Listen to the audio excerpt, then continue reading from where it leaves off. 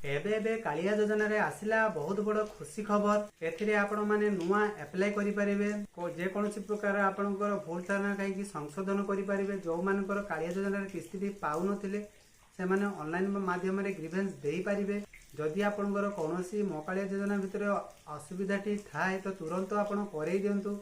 कहीं ना आज जारू ऑनलाइन ग्रीवेंस स्टार्ट हो सारानी। तो यार लास्ट डेट केबे आपण माने केमिति अप्लाई करिवे step by step A video रे आपण मानकू जणाई देछि। तो वीडियो को बहुत मात्रा रे शेयर करंतु कहीं ना जो माने अवगत हो पारु नांती ए वीडियो देखि से माने अवगत हेई कि से माने अप्लाई करि परिबे। आउ सेमानकर जदि कालिया पैसाटी पाउ नांती तो तुरंत पाई परिबे। तो मु जगन्नाथ जेडीएस टेक चैनल रे आपण मानकू स्वागत जणाउछि। एपरि नुवा नुवा लेटेस्ट इन्फॉर्मेशन पाइबा को हेले हम चैनल को सब्सक्राइब करि जो पाखरे घंटी चिन्हटी अछि दबे नोटिफिकेशन ऑन कर दियंतु। जहा फल रे एमिति नुआ नुआ लेटेस्ट इन्फॉर्मेशन सर्वप्रथमे आपण पाखरे पहुंचबो। तो चलंतु देरी न करी आज रो वीडियोटी स्टार्ट करिबा।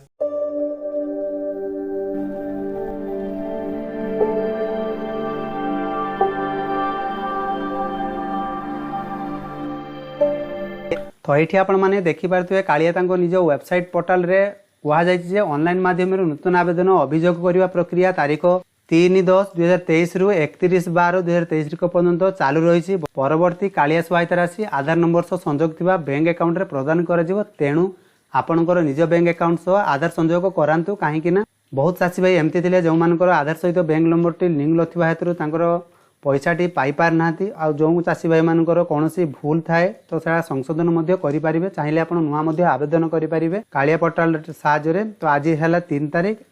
तो आज पाखर आपंकर डिसेम्बर 31 जाए डेट रही। जदि आपण मैंने एपर्यंत करना जदि आप अप्लाई करने चाहते तो ऑनलाइन ग्रीवेंस माध्यम रे आपण अप्लाई करें। जदि आपण मैंने ऑनलाइन ग्रीवेंस दे पारना तो आपण कौन जनसेवा केन्द्र कि सीएससी सेंटर को जाकि आप अप्लाई कर दिंतु। कौन संशोधन जब कर दिंतु कहीं ये सुजोग हाथ छड़ा करूँ ना। जो चाषी भाई मानकर पाई ना कि बैंक रे किसी प्रोब्लेम थी तो सब किसी तथ्य आपड़ सुधार दिंतु। बहुत दिन समय रहा ठीक अच्छे। तो सर्वप्रथम आप कौन करेंगे जो ऑनलाइन ग्रीवेंस एप्लिकेशन फॉर्म अच्छी ताहारी पर क्लिक करेंगे। क्लिक कले आपको आउ गोटे नुआ पेज को नहीं आसो। तो ये आपने देखिपे कि तो ये आपने देखिपे 2 फेज रे आपणकर ऑनलाइन ग्रीवेंस टी दवाई पड़ता है जोथा फिलिंग ए ग्रीवेंस। जदि आपण मानकर किसी भूल त्रुटि रही जाऊँगी कालिया योजना जो पैसाटी पाऊना तो आप चाहिए यहाँ संशोधन करेंगे। आउ रहा 2 रे न्यू एप्लिकेशन जो मैंने नुआ आवेदन करेंगे तो ताहा भी चाहिए आप करेंगे।